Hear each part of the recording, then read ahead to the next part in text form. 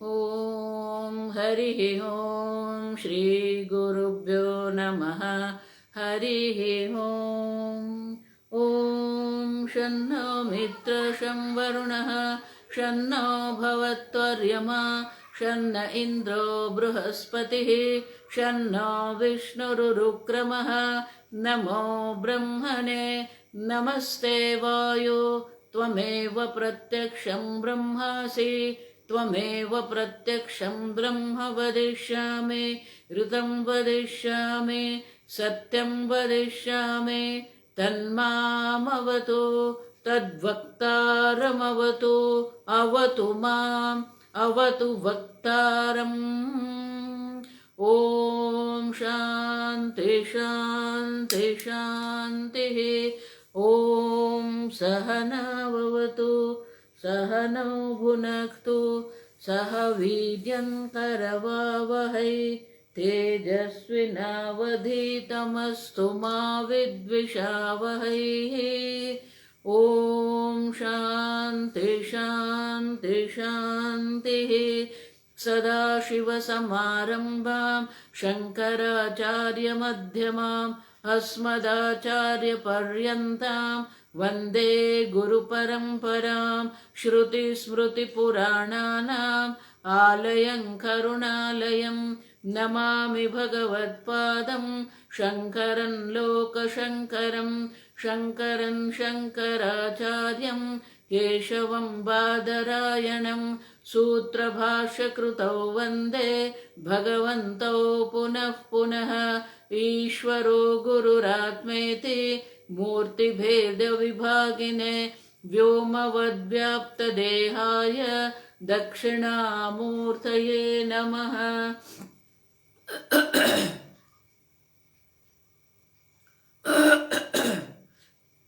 निधये सर्वविद्यानां विषजे भवरोगिणां गुरवे सर्वलोकानां दक्षिणामूर्तये नमः। ॐ नमः प्रणवार्थाय शुद्धज्ञानैकमूर्तये निर्मलाय प्रशान्ताय दक्षिणामूर्तये नमः। मंगलाचरण। ॐ नमः श्री शंकरानंद गुरुपादाम्बुजन्मने। ॐ नमः श्री शंकरानंद गुरुपादाम्बुजन्मने। सविलास महामोहग्राहग्रासैककर्मणे सविलास महामोहग्राहग्रासैककर्मणे।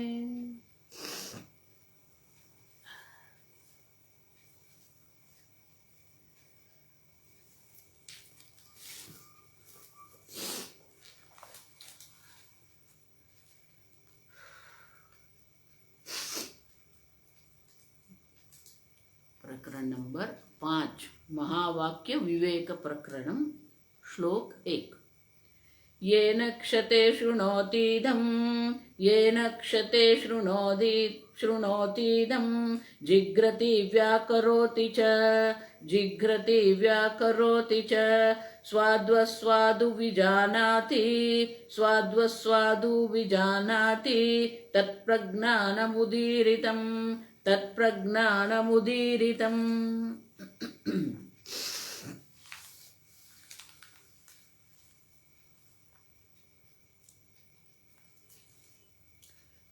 विद्यान मुनि 4 वेद के 4 महावाक्य हमें बताते हैं। तो 4 वेद है, ऋग्वेद, यजुर्वेद, सामवेद, अथर्वण वेद, ये क्रम है। तो ऋग्वेद जो है, ऋग्वेद में ऐतरेय उपनिषद है। ऐतरेय उपनिषद तो ऐतरेय ब्राह्मण के 4थे, 5वें और 6ठे अध्याय को ऐतरेय उपनिषद कहते हैं। अब ये एक बात स्पष्ट हमें होनी चाहिए कि उपनिषद जो है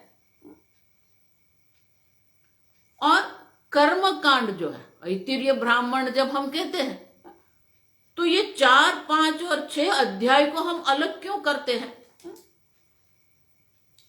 तो कहते हैं कि ये ऐतरेय ब्राह्मण के जो 4थे, 5वें, 6ठे अध्याय में जो चर्चा है वो चर्चा को कर्म से कोई संबंध नहीं है। अब ठीक से समझना, वहां जो चर्चा हुई है वो चर्चा तत्व की चर्चा है, वस्तु की चर्चा है, और इसीलिए हम उसे अलग करके उपनिषद ऐसा कहते हैं। ऐतरेय ब्राह्मण में ये चौथे, पांचवें, छठे अध्याय को हम अलग करके उनको ऐतरेय उपनिषद ऐसे कहते हैं। तो ऐतरेय उपनिषद जो है 3 खंड में है, 3 प्रकरण है। तो उनका आरंभ ऐसे होता है, आत्मा वा इदगुम सर्वम, आत्मा वा अग्रे आसित। ये आत्मा है, ये पहले आत्मा था, तदैक्षत तदसृजयित। तो वो आत्मा जो है, आत्मा के लिए ऐतरेय उपनिषद में शब्द है प्रज्ञानम। हम पहले प्रकरण में देख के गए, जो चैतन्य स्वरूप आत्मा है उनके लिए शब्द था संवित। एषा संवित, इयं संवित, परानंद। उसी प्रकार से जो चैतन्य स्वरूप है, प्रकर्षेण ज्ञप्ति स्वरूपत्वात् प्रज्ञानम, चैतन्य मात्र है जो, ये बहुत समझना है। ऐतरेय उपनिषद में बहुत सुंदर है कि वो आत्मा पहले आत्मा ही था, और वो आत्मा क्या है? प्रज्ञानम। प्रज्ञानम माने चैतन्य स्वरूप। तो वो जो चैतन्य स्वरूप आत्मा जो था, पहले वो आत्मा था, आत्मा ने देखा, इक्षत, सृजई, सर्जन किया। तो सर्जन किया तो पहले सूक्ष्म हिरण्य गर्भ की उत्पत्ति हुई, हिरण्य गर्भ से ही विराट की उत्पत्ति हुई। बहुत सुंदर है। तो विराट की जो उत्पत्ति हुई, तो कहते हैं विराट को देखने की इच्छा हुई, तो दर्शन क्रिया की इच्छा हो गई। तो दर्शन क्रिया की इच्छा के लिए चक्षुरेंद्रिय की उत्पत्ति हुई, अग्नि में से चक्षुरेंद्रिय की उत्पत्ति हुई, और वही अग्नि में से ये रूप की उत्पत्ति हुई, चक्षुरेंद्रिय के विषय रूप की भी उत्पत्ति हुई। वही विराट जो है, चंद्रमा जो है, वो चंद्रमा से मन की उत्पत्ति हुई। अब देखो बहुत सुंदर है वर्णन। तो इस प्रकार से ये इंद्रियों की उत्पत्ति हुई, 5 ज्ञानेन्द्रिय, 5 कर्मेंद्रिय की उत्पत्ति हुई, चतुष्ट अंतःकरण, मन, बुद्धि, चित्त, अहंकार, सबकी उत्पत्ति हुई। अब सबकी जब उत्पत्ति हुई, आत्मा से ये सबकी उत्पत्ति हुई है। आत्मा चैतन्य स्वरूप है। हमने देखा मिट्टी से घड़ा बना हुआ है, तो वो घड़ा मिट्टी का घड़ा है। उसी प्रकार से आत्मा जो चैतन्य स्वरूप आत्मा, जिसको प्रज्ञानम कहते हैं, वो प्रज्ञान जो चैतन्य स्वरूप प्रज्ञानम, उसी से ये संपूर्ण जगत की उत्पत्ति हुई। तो ये संपूर्ण जगत जो है वो भी चैतन्य स्वरूप ही है।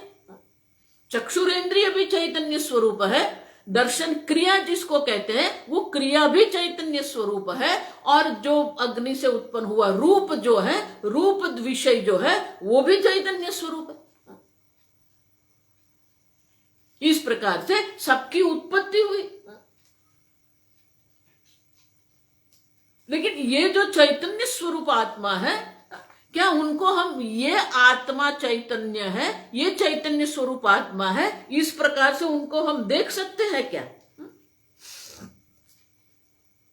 तो बोले नहीं, चैतन्य कभी कभी कभी भी किसी विषय कोटि में होता ही नहीं है। आप समझो, चैतन्य आत्मा मानी आप समझो, आत्मा मानी आपका आपा जिसको हम कहते हैं, वो आप है। और आप चैतन्य स्वरूप जो है वो कभी किसी का विषय नहीं होता है, विषय क्षेत्र में कभी होता ही नहीं है। आप सबको जानने वाले, विज्ञातारम केन विजानीयात्।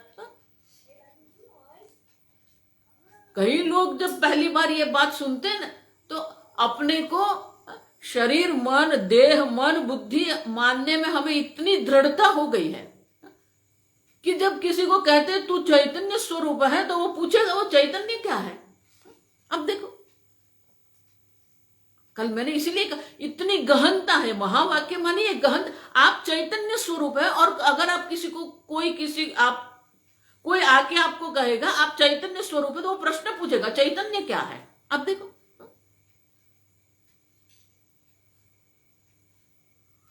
मैं चैतन्य स्वरूप, वो भी लोग समझने को तैयार नहीं है, मन बुद्धि तैयार नहीं है। इसीलिए भगवान कहते यदा ते मोह कलिलम बुद्धिर्व्यतितरिष्यते। हमारे अंदर मोह रूपी अशुद्धि इतनी भरी पड़ी हुई है, मोह में हम इतने डूबे हुए हैं कि कोई आके कहेगा तू चैतन्य स्वरूप है, तो पूछेगा चैतन्य क्या है। अब देखो, इसीलिए महावाक्य मानी ये गहनता है, उनकी रहस्य है, परम रहस्य स्वरूप है। गुह्यतमम शास्त्रम इदम गुह्यतमम शास्त्रम। देखो, भगवान भी कहते गुह्य नहीं, गुह्यतमम, अत्यंत गुह्य है ये। क्योंकि हमारी बुद्धि मोह से इतनी अंधी हो गई है कि जो है वो देखती ही नहीं है। मोह मानी जो है वो देखते नहीं है, और जो नहीं है उसको सत्य मान के हम जी रहे हैं।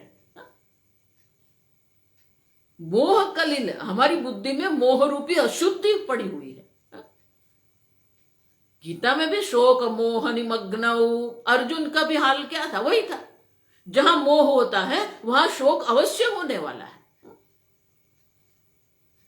और इसीलिए ये मोह से इतने हम आकुल व्याकुल है कि कोई आके कहेगा तू चैतन्य है, तो प्रश्न पूछेगा चैतन्य क्या है। चैतन्य मानी कि आप स्वयं। आत्मा कोई सातवें आसमान की बात नहीं है, आप स्वयं चैतन्य स्वरूप हो। लेकिन चैतन्य को हम विषय नहीं बना सकते हैं। इसलिए शास्त्र में जब प्रमाण प्रवृत्ति, जिसको हम कहते हैं ज्ञान के लिए प्रमाण की प्रवृत्ति होनी चाहिए। मुझे रूप का दर्शन करना है तो चक्षुरेंद्रिय जो प्रमाण है वो प्रमाण की प्रवृत्ति करनी पड़ती है। आप मुझे सुन रहे हो क्योंकि कर्णेंद्रिय की प्रमाण की प्रवृत्ति हो रही है। अब देखो, तो प्रमाण प्रवृत्ति से ही ज्ञान होता है। तो शास्त्र में 3 प्रकार के प्रमाण दर्शाए हैं। प्रत्यक्ष प्रमाण जो है 5 ज्ञानेंद्रियों के द्वारा हम जो विषय शब्द स्पर्श रूप रस गंध ग्रहण करते हैं उसको प्रत्यक्ष प्रमाण कहते हैं। जो हमारी इंद्रियों के सामने नहीं है, जो हमारे इंद्रियों के सामने नहीं है लेकिन जिसका ज्ञान हमें हो सकता है, उसे परोक्ष कहते हैं। प्रति अक्ष, प्रति मानी सामने, अक्ष मानी इंद्रिय, जो इंद्रियों के सामने वो प्रत्यक्ष है।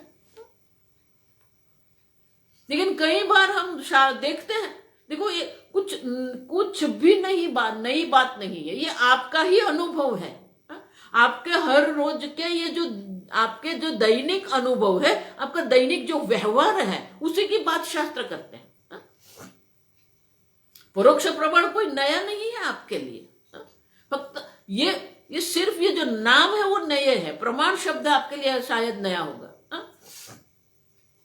अनुमान, हम अनुमान प्रमाण का प्रयोग करते ही हैं। अब रास्ते पर जा रहे हैं, पीछे से आवाज आ रही है, आप जानते हो वो ध्वनि जो आप सुन रहे हैं, आप जानते हो वो ध्वनि किसका है। आपको पीछे मुड़ के देखने की आवश्यकता नहीं है। ये स्कूटर का आवाज है, ये रिक्शा का है, ये ट्रक का है, ये गाड़ी का है। और आजकल के बच्चे जो है वो गाड़ी का भी, कौन सी गाड़ी है, हुंडई है, ये टाटा है, ये सुजुकी है, उनको पता चलता है क्योंकि वो ध्वनि को पहचानते हैं। मानी ध्वनि का ज्ञान है वो प्रत्यक्ष है, लेकिन वो ध्वनि किस प्रकार के वाहन का है वो आपको देखने की आवश्यकता नहीं है, आप ध्वनि को पहचानते हैं। क्यों? क्योंकि पहले वो वाहन और उनका ध्वनि साथ में आपने देखा है, और इसीलिए प्रत्यक्ष प्रमाण से आपके पास जो माहिती होती है, जो ज्ञान होता है, वो ज्ञान के आधार पर आप परोक्ष प्रमाण की प्रवृत्ति अनुमान कर सकते हो। ये ट्रक है, ये रिक्शा है, आप समझो। लोग अब जो लोग आते हैं उनके पास, उनके जो कदम है, कदम के आवाज से भी वो पहचानते हैं लोग को। अब देखो, हो सकता अनुमान जिसको हम कहते हैं, तो हम ये अनुमान प्रमाण की प्रवृत्ति भी हर रोज करते रहते हैं। अर्थापत्ति ही एक ही स्टेप में जिसको हमें ज्ञान होता है वो अनुमान है। धुआं देखा और कह दिया आग लगी है। अर्थापत्ति माने क्या है? दो नेगेटिव, दो नकारात्मक जो है। सुबह में उठ के देखते हैं पूरे का पूरा सब गीला पड़ा हुआ, तो क्या कहेंगे? रात को भारी बारिश हुई थी। क्यों? दो नेगेटिव। अगर बारिश नहीं होती तो इतना सब गीला हो सकता नहीं है। शास्त्र बहुत बढ़िया दृष्टांत देते हैं। देवदत्त पीनः, ये देवदत्त मोटा है। दीवाना खादती, लेकिन दिन में वो खाता नहीं है, कोई उसको खाते हुए देखता ही नहीं है। दिन में दिन भर सब लोग के सामने रहता है, कोई कुछ खाता नहीं, लेकिन वो है मोटा। रात्रो खादती, उनका क्या है? दो नेगेटिव। अगर वो खाता नहीं है तो वो मोटा हो सकता नहीं है, और दिन में नहीं खाता है तो वो रात को खाता है। अब समझ? अर्थापत्ति ये संपूर्ण विज्ञान का जो संशोधन है, पूरा संशोधन जो है ये इसी पर चलता है, अर्थापत्ति से। ये नहीं है, ये नहीं है। अगर ये नहीं होता तो ऐसा नहीं होता। उपमा, उपमा माने क्या है? समानता देखते हैं हम। अनुपलब्धि ही, किसी के अभाव। अब देखिए, मम हस्ते हस्ती अस्ति, मेरे हाथ में हाथी है, देखा आपने? नहीं। तो हाथी के अभाव का ज्ञान आपको होता है, उसको अनुपलब्धि कहते हैं। हमारे 80% जो व्यवहार है वो अनुपलब्धि से चलते हैं। आप लिखते हैं क्यों? क्योंकि वो जो पन्ना जो है वो पन्ने पर कुछ लिखा नहीं, मानी खाली है, अनुपलब्धि प्रमाण। आप बर्तन में दूध डालते हैं क्यों? बर्तन खाली है। अब देखो, आप चल रहे हो क्यों? मेरे सामने कुछ नहीं है, अनुपलब्धि प्रमाण। आपके साथ मैं बात कर रही हूं, मैं आपको ज्ञान दे रही हूं, अनुपलब्धि। आप इस प्रकार से नहीं समझते हैं, मैं आपको समझाती हूं, अनुपलब्धि प्रमाण।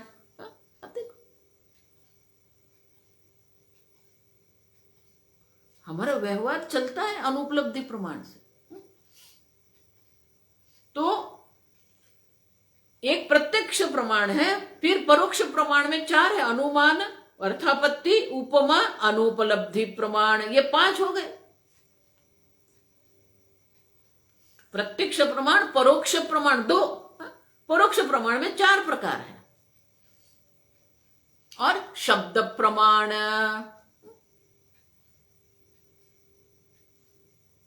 शब्द प्रमाण से जाति, गुण, क्रिया, संबंध। जाति, आकृति ग्रहण जाति ही, आकृति से ही पता चलता है हमें। बच्चों को हम सिखाते हैं तो रेखांकन ही होता है, रेखांकन को देख के उसको पता चल जाता है। ये घोड़ा है, अश्व है, ये पक्षी है, ये कौवा है, ये शुक है, अब देखो ये हाथी है, ये कुत्ता है, ये बिल्ली है, आकृति से पता चलता है। ये मनुष्य है, मनुष्य में भी आकृति, ये पंजाबी है, ये मद्रासी है, ये गुजराती है, पता चलता है। आकृति ग्रहण जाति, गुण, गुण से भी हम लोगों को पहचानते हैं। ये दयालु है, ये कृपालु है, क्रिया, ये ड्राइवर है, ये कुक है, उनकी क्रिया से पहचान। ये प्रोफेसर है, ये वकील है, ये उनकी क्रिया है। ये अकाउंटेंट है, संबंध, मेरे चाचा के साले का बेटा, संबंध। तो शब्द के द्वारा भी हम वर्णन कर सकते हैं, शब्द प्रमाण जिसको कहते हैं। कोई कैलाश मानसरोवर होके आया और फिर वो क्या करेगा, वर्णन करेगा हमें, और वो जिस प्रकार से वर्णन करता है हमारे मन में उसी प्रकार से पूरा दृश्य सामने आता है। बहुत सारे लोग ऐसे हैं, इतना सुंदर लिखते हैं कि पूरा दृश्य हमारे सामने हो जाता है। उतना सुंदर वर्णन वो करते हैं, उनके पास है वो वाक् छटा कि इतने सुंदर वर्णन करेंगे, हमारे सामने वो हो जाता है। शब्द प्रमाण, शब्द प्रमाण से भी हमें कैलाश मानसरोवर का ज्ञान हो सकता है।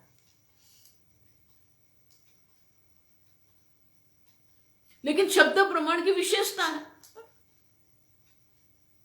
प्रत्यक्ष प्रमाण में विषय सामने है, परोक्ष प्रमाण में विषय सामने नहीं है। लेकिन प्रत्यक्ष प्रमाण से जो ज्ञान प्राप्त हुआ है उनके आधार पर हम अनुमान कर सकते हैं, हम अर्थापत्ति कर सकते हैं।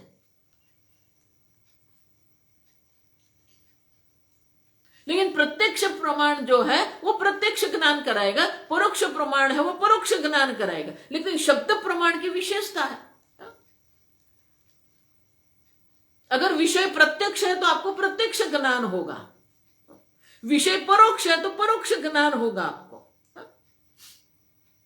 तो ये 6 प्रमाण है हमारे पास, प्रत्यक्ष है, परोक्ष है, शब्द प्रमाण है, 6 प्रमाण है। पर शब्द प्रमाण जिस प्रकार का विषय होगा उसी प्रकार का ज्ञान हमें देते, माने कि प्रत्यक्ष ज्ञान भी होता है, परोक्ष ज्ञान भी होता है। लेकिन जो प्रत्यक्ष नहीं है उसको परोक्ष ज्ञान कहते हैं, लेकिन जो परोक्ष भी नहीं है उसको अपरोक्ष ज्ञान कहते हैं। ठीक से समझना, अपरोक्ष किसको कहेंगे?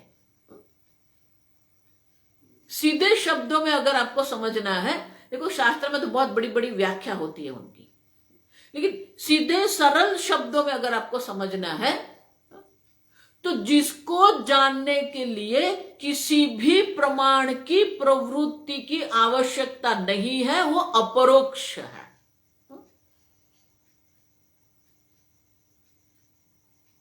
फिर से, किसी भी वस्तु को जानने के लिए किसी भी प्रमाण की प्रवृत्ति की आवश्यकता नहीं है, वो अपरोक्ष है। अब देखो, आपके मन में विचार उठते हैं,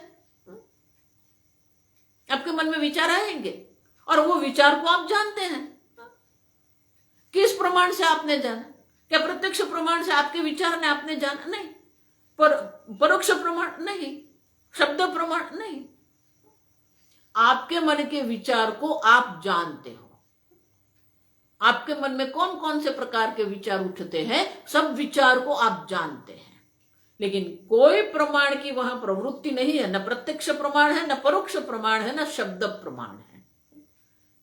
और इसीलिए ये जो विचार जो है वो अपरोक्ष है।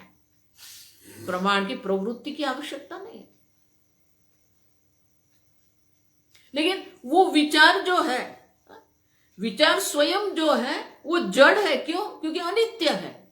विचार उठते हैं, विचार रहते हैं और शांत हो जाते हैं।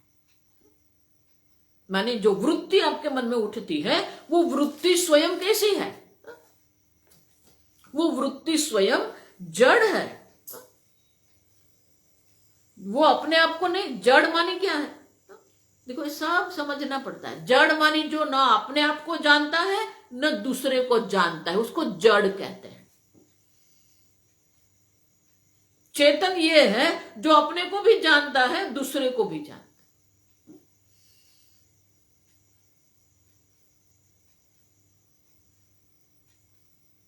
तो आपके विचार को आप जानते हो, लेकिन कोई प्रमाण की प्रवृत्ति नहीं हुई है, इसीलिए आपके विचार अपरोक्ष है, आपका ज्ञान अपरोक्ष है। अगर मैं आपको पूछ लूं, आप हिंदी जानते हैं, अगर आप कहते हैं मुझे हिंदी आती है, तो हिंदी का ज्ञान आपको जो है, और ठीक से समझ, हिंदी के ज्ञान का ज्ञान आपको जो है वो अपरोक्ष है, क्यों? कोई प्रमाण प्रवृत्ति नहीं है वहां पर। लेकिन वो आपको हिंदी का ज्ञान है, वो जानने वाले आप तो है ना, आप है। आपकी बुद्धि में किस प्रकार का ज्ञान है, आपकी बुद्धि में किस प्रकार का ज्ञान नहीं है, वो सब जानने वाले आप है। अब देखो, प्रमाण की प्रवृत्ति नहीं हुई है, लेकिन जानने वाले आप, ज्ञाता तो है ना, प्रमाता है आप। प्रमाण प्रवृत्ति नहीं हुई है, लेकिन प्रमाता है और प्रमेय भी है। प्रमेय हिंदी का ज्ञान है और प्रमाता आप है। अब समझो,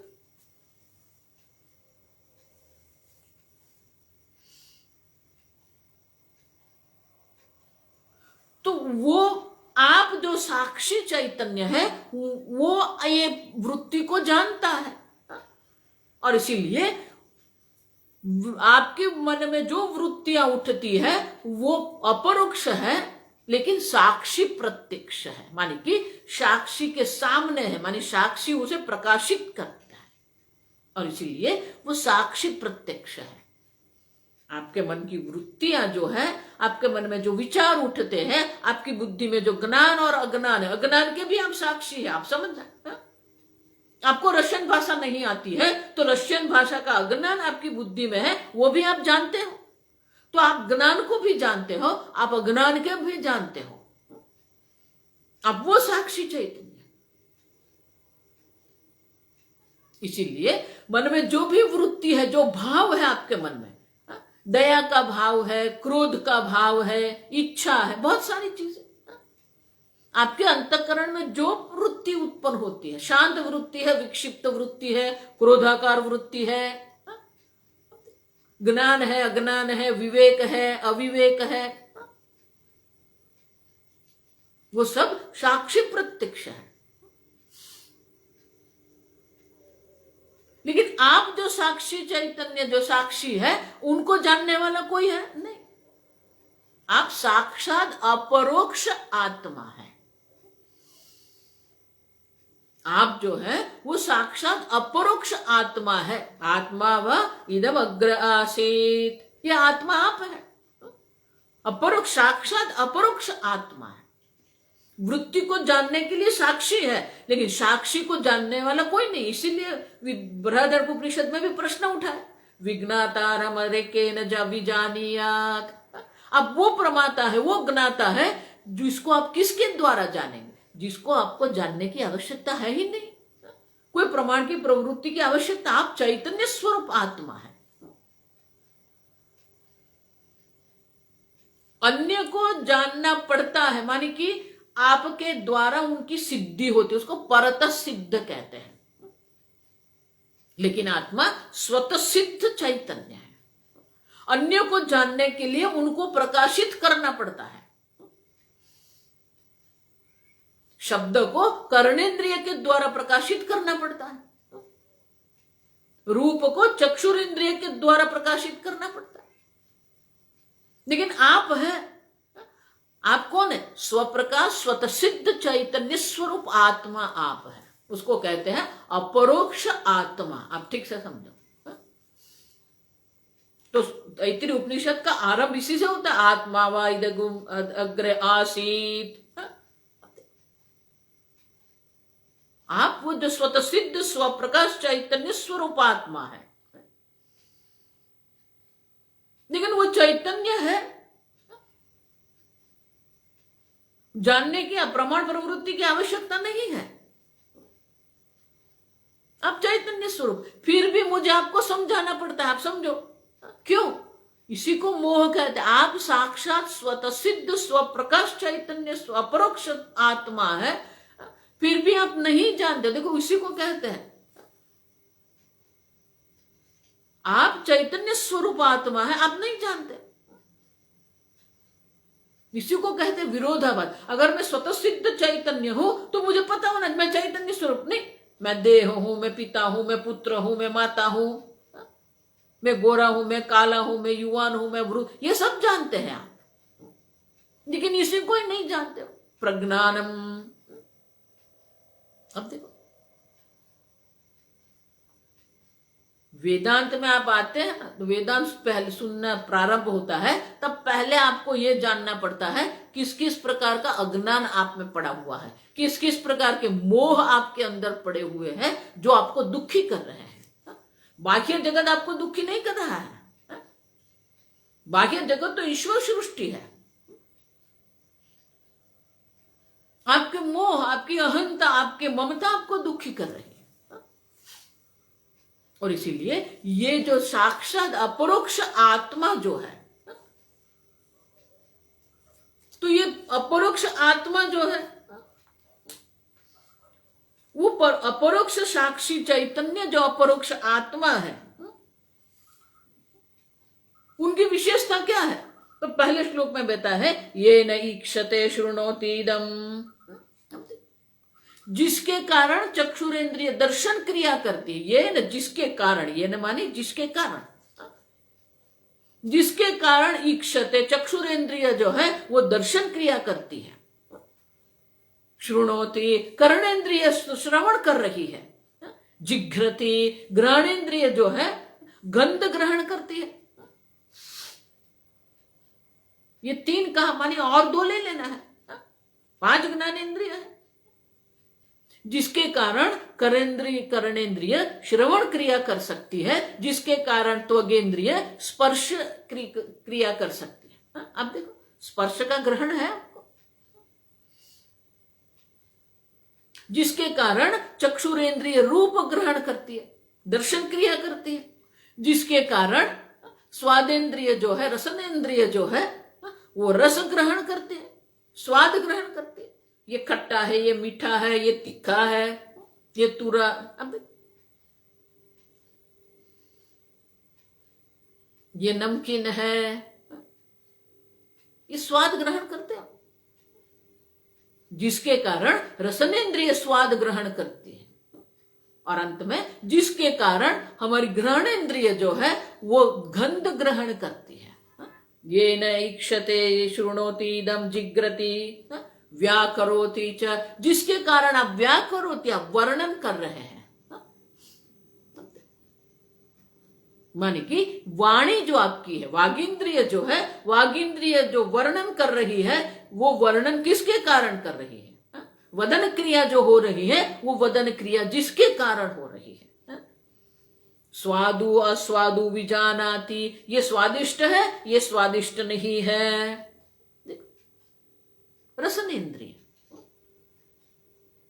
जिसके कारण ये सब आप जानते हो, जिसके कारण गमन क्रिया हो रही है, जिसके कारण हाथ के द्वारा ग्रहण क्रिया होती है, पैर के द्वारा गमन क्रिया होती है, जिसके कारण मल मूत्र का त्याग होता है, जिसके कारण प्रजनन क्रिया होती है।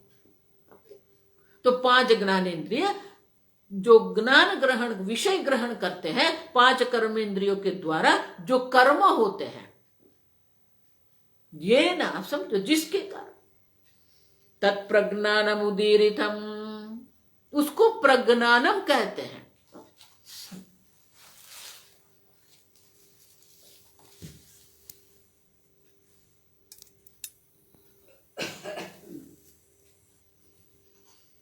जिसके कारण, आप समझो,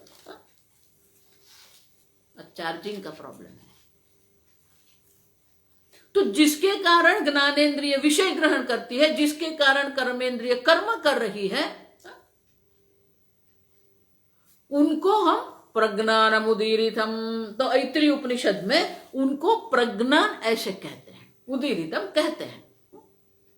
लेकिन वो प्रज्ञानम मानी क्या है? प्रकर्षेण ज्ञप्ति स्वरूपत्वात् प्रज्ञानम, जो ज्ञप्ति स्वरूप है, चैतन्य स्वरूप है, जिसको जानने के लिए कोई आवश्यकता नहीं है, वो जो साक्षी चैतन्य जो है, स्वतः सिद्ध स्वप्रकाश साक्षी चैतन्य जो है, उनको ऐत्रेय उपनिषद में प्रज्ञानम ऐसा कहा है। उदीरितम माने कि उनको प्रज्ञान ऐसे कहते हैं।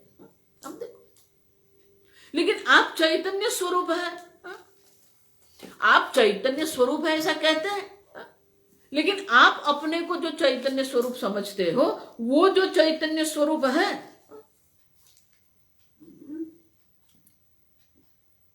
वो क्या एक शरीर में है? देखो, केनोपनिषद में भी यही चर्चा है। केनेशितम पतितम प्रेषितम मनः,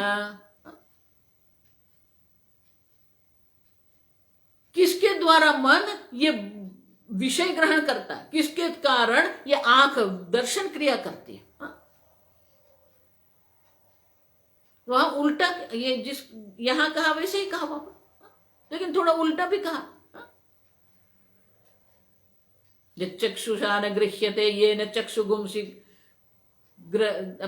जिसको चक्षु इंद्रिय द्वारा ग्रहण नहीं कर सकते,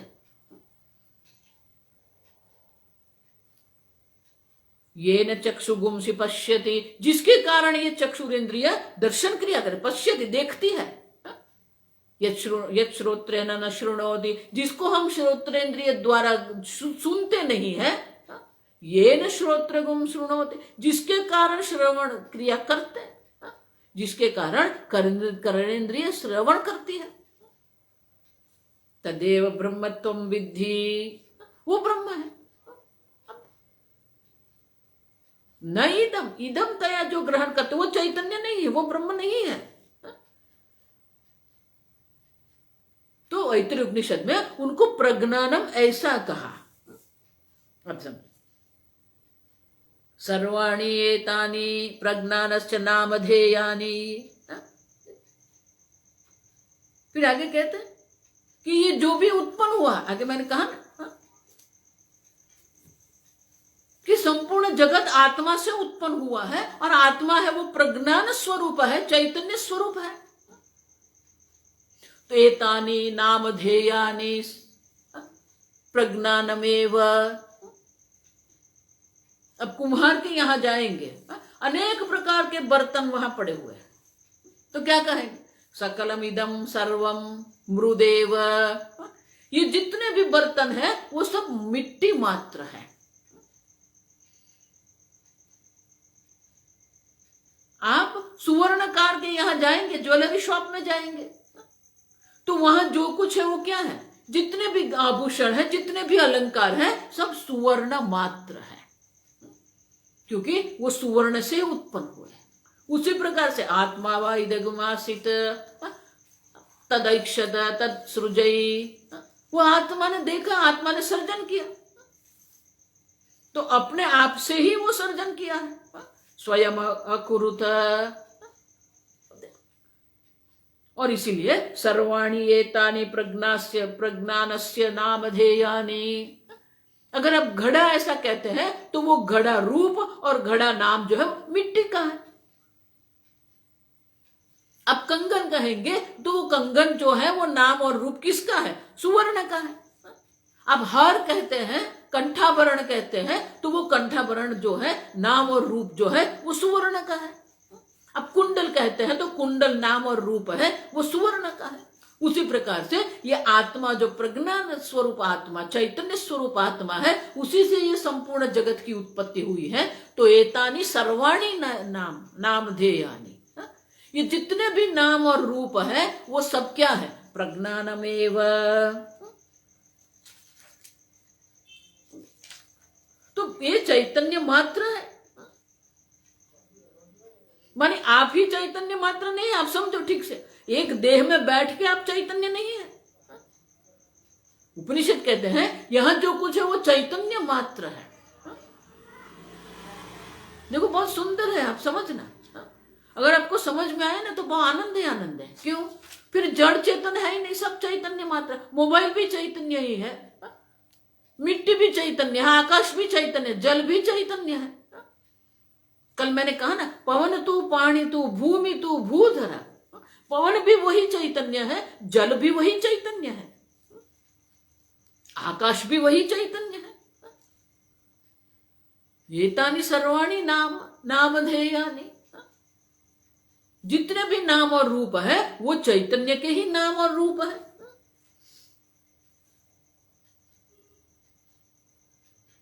तो आप एक देह में चैतन्य नहीं है, आप सर्वव्यापी चैतन्य है। और इसीलिए ये संपूर्ण जगत में जड़ और चेतन सर्व चैतन्य मात्र है। समझने में थोड़ा गहन, इसलिए मैंने कहा ना, ये महावाक्य माने की गहनता है वहां पर। जिसको आप पत्थर कहते हो वो पत्थर भी चैतन्य मात्र है। समलोष्ठास्म कांचन। लोष्ट, लोष्ट माने की मिट्टी का, अश्म माने पत्थर, सुवर्ण, सब क्या है? एक चैतन्य मात्र है।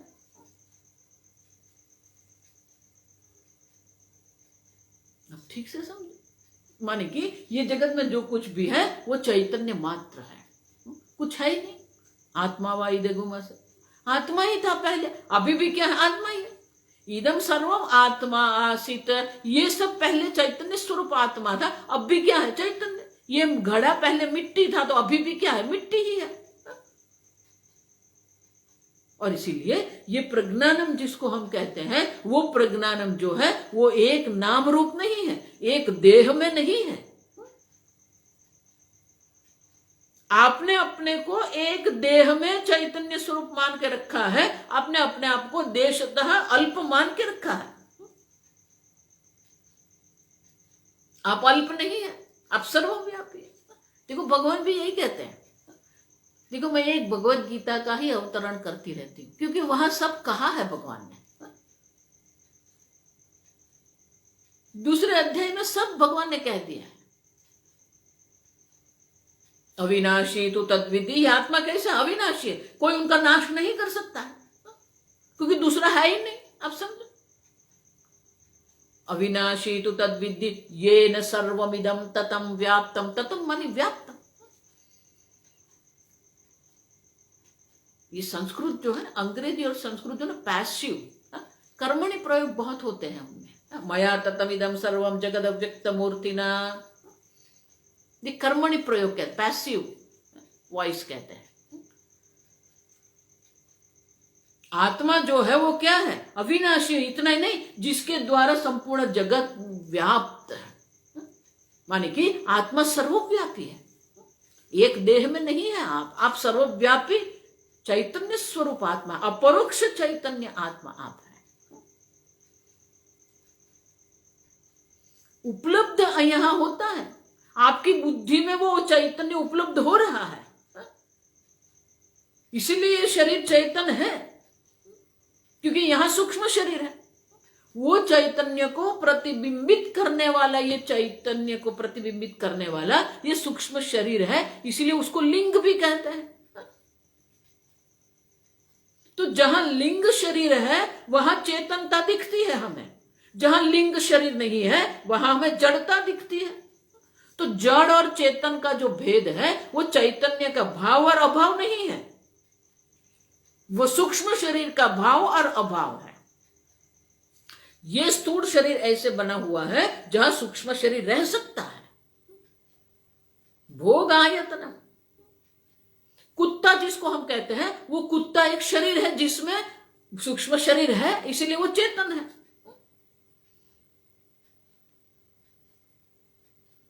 आप समझो, तो ये शरीर ऐसा बना हुआ है जहां हम चैतन्य की हाजिरी को स्पष्ट रूप से देख सकते हैं। और इसीलिए कहा जिसके कारण दर्शन क्रिया होती है, जिसके कारण श्रवण क्रिया होती है, वो चैतन्य स्वरूप आप है। आप कभी भी विषय कोटि में नहीं आ सकते हो। देखो इसलिए मैं कहती हूँ, ये सब संप्रदाय वाले हैं ना, क्या कहते रहते हैं, आत्मा का दर्शन करो, जिसके कारण दर्शन क्रिया होती है वो आत्मा है, आत्मा दर्शन नहीं होता है। मुझे ब्रह्म साक्षात, देखो पिछले प्रकरण में देख के, ब्रह्म एवं यमिति न ब्रह्मवित्, कोई ब्रह्म ज्ञानी नहीं होता, वो ब्रह्म है, आप समझो, क्योंकि ब्रह्म कभी ज्ञान का विषय बनता ही नहीं है। और इसीलिए ये प्रज्ञानम ब्रह्म जो एक शरीर में उपलब्ध हो रहा है, सूक्ष्म शरीर के कारण ये एक शरीर में चैतन्य स्वरूप आत्मा उपलब्ध हो रहा है, लेकिन वो एक शरीर में नहीं है। एतानि सर्वाणि नामधेयानि, जितने भी नाम रूप जो है, वो जितने नाम और रूप है वो चैतन्य मात्र है। देखो सुनने में बहुत सरल है, आप समझना, सब चैतन्य मात्र, जड़ चेतन सब चैतन्य है। हम लोग जो है ना 50% भक्त है, 50% ज्ञानी है हम लोग, ये आधा आधा है, इसलिए गड़बड़ होती है। पूर्ण अज्ञान होता है तो शांति होती है, पूर्ण ज्ञान होता है तभी शांति होती है, लेकिन हमारे आधा आधा चलता है, इसलिए दुखी रहते हैं हम लोग। मैं ब्रह्म हूं तो ये बाकी का सब क्या, सब ब्रह्म ही है। सर्वम खलु इदम ब्रह्म, आत्मा वा इदगम सर्वमास।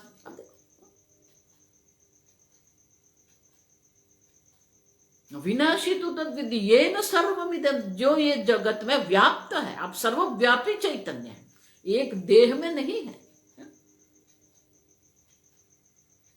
तो सर्व देह में वो चैतन्य स्वरूप आत्मा है, तो सर्व देह में, सर्व वस्तु में वही चैतन्य आत्मा विलसित है। और इसीलिए अगले श्लोक में कहते हैं, अगला श्लोक का पठन करेंगे। चतुर्मुखेन्द्र देवेषु, चतुर्मुखेन्द्र देवेषु मनुष्य अश्वगवादिषु, मनुष्य अश्वगवादिषु चैतन्यमेकं ब्रह्मातः, चैतन्यमेकं ब्रह्मातः प्रज्ञानं ब्रह्मैयपि, प्रज्ञानं ब्रह्मैयपि। वो चैतन्य स्वरूप आत्मा जो है कहां कहां पर है, चतुर्मुख इंद्र देवेशु, चतुर्मुख ब्रह्मा जो है वो भी चैतन्य स्वरूप आत्मा है। देवेंद्र, इंद्र, इंद्र माने कि देवताओं का राजा, स्वर्ग का राजा, इंद्र भी चैतन्य स्वरूप आत्मा है। देवेश, देवताओं में भी वही चैतन्य स्वरूप आत्मा है। मनुष्य, मनुष्य भी वही चैतन्य स्वरूप आत्मा है। अश्व, गवादिशु, आदि मानी सब हो जाएगा। आम भी हो गया, पीपल भी हो गया, वट वृक्ष भी हो गया, पिपली का हमने देखा, चींटी, चींटी भी वही चैतन्य स्वरूप आत्मा है। चैतन्य में एकम, एक ही चैतन्य है, दो नहीं है, क्योंकि जो स्वतः सिद्ध स्व प्रकाश होता है वो दूसरा हो ही नहीं सकता। वो दूसरा हो जाएगा तो दूसरा आप जिसको कहेंगे वो परत सिद्ध हो जाएगा, स्वतः सिद्ध नहीं होगा। तो स्वतः सिद्ध स्व प्रकाश जो अपरोक्ष चैतन्य स्वरूप आत्मा है, साक्षात अपरोक्ष जो आत्मा है, चैतन्यम एकम, एक ही है। ब्रह्म अतः, और इसीलिए वो ब्रह्म है। आप जो चैतन्य स्वरूप आत्मा है, जिसका ये सर्वनाम और रूप है, वो ब्रह्म है। प्रज्ञानम ब्रह्म, ये महावाक्य है। महावाक्य में क्या कहा, प्रज्ञानम ब्रह्म एष ब्रह्म एष इंद्रः प्रज्ञा प्रतिष्ठिता,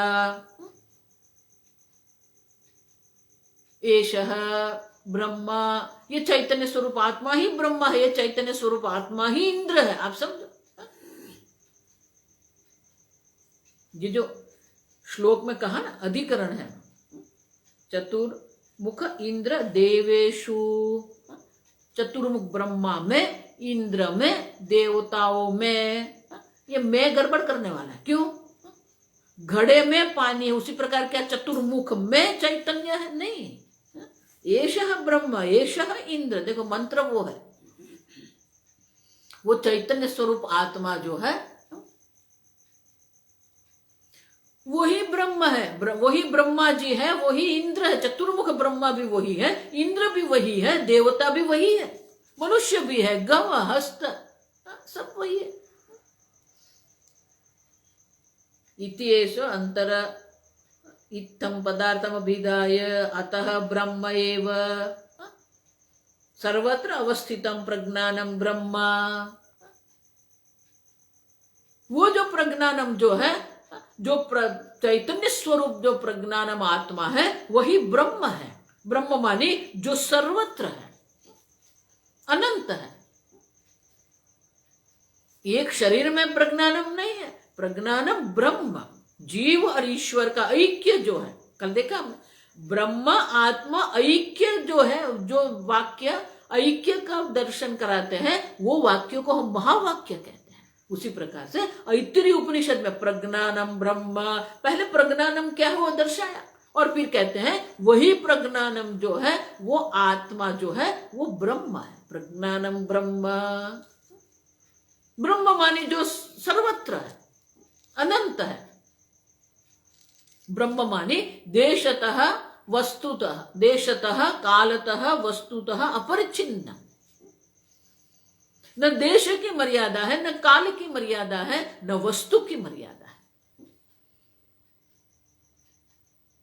जहां काल भी नहीं है, देश भी नहीं है, वस्तु भी नहीं है, चैतन्य मात्र है। अब ठीक से,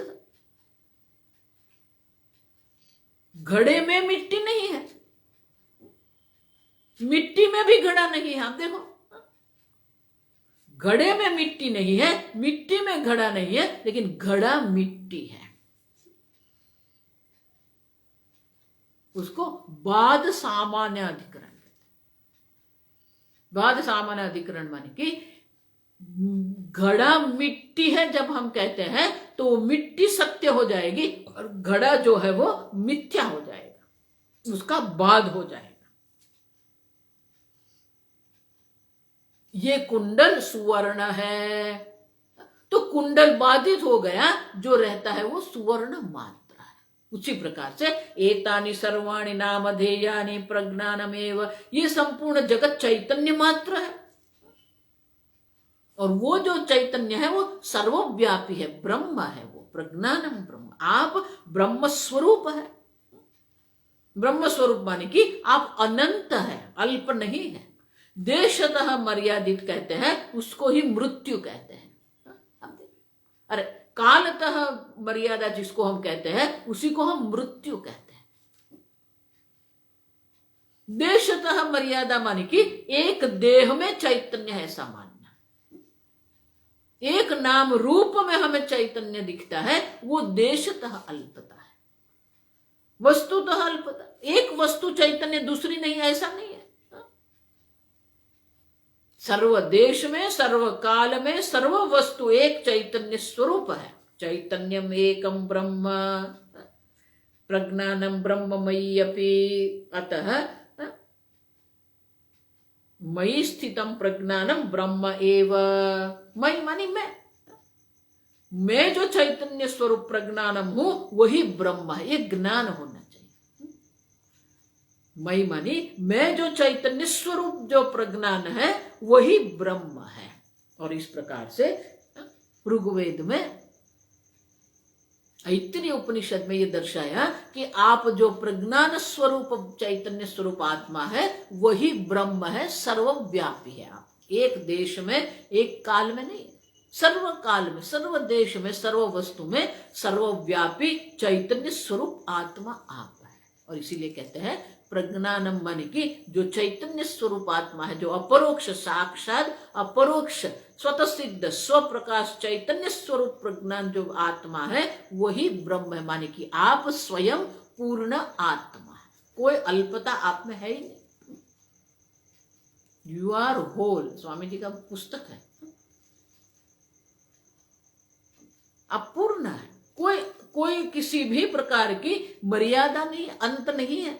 देशतः कालतः वस्तुतः अपरिच्छिन्न ब्रह्म आप है। इस प्रकार से ये ऐत्रेय उपनिषद में प्रज्ञानम ब्रह्म करके ये महावाक्य है। और ये महावाक्य का अर्थ है, संक्षेप में हमें विद्यारण्य मुनि दर्शाते हैं। वैसे तो 3 प्रकरण है ऐत्रेय उपनिषद, लेकिन संक्षेप में हमें कहते हैं कि इस प्रकार से जो आप अपरोक्ष प्रज्ञानम है वही चैतन्य ब्रह्म है, अनंत है। कल हम आगे देखेंगे।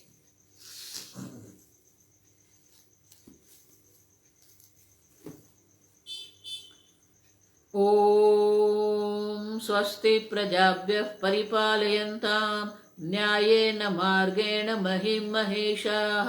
गोब्राह्मणेभ्यः शुभमस्तु नित्यं। लोकाः समस्ताः सुखिनो भवन्तु। काले वर्षतु पर्जन्यः। पृथिवी सस्यशालिनी। देशोऽयं क्षोभरहितः। ब्राह्मणाः सन्तु निर्भयाः। ओम सर्वेषां स्वस्तिर्भवतु। सर्वेषां शान्तिर्भवतु। सर्वेषां पूर्णं भवतु। सर्वेषां मङ्गलं भवतु। सर्वे भवन्तु सुखिनः। सर्वे सन्तु निरामयाः। सर्वे भद्राणि पश्यन्तु। मा कश्चित् दुःखभाग् भवेत्। असतो मा सद्गमय। तमसो मा ज्योतिर्गमय। मृत्योर्मा अमृतंगमय। ओम पूर्णमदः पूर्णमिदं पूर्णात् पूर्णमुदच्यते। पूर्णस्य पूर्णमादाय पूर्णमेवावशिष्यते। ओम शांति शांति शांति। हरि ओम श्री गुरुभ्यो नमः। हरि ओम।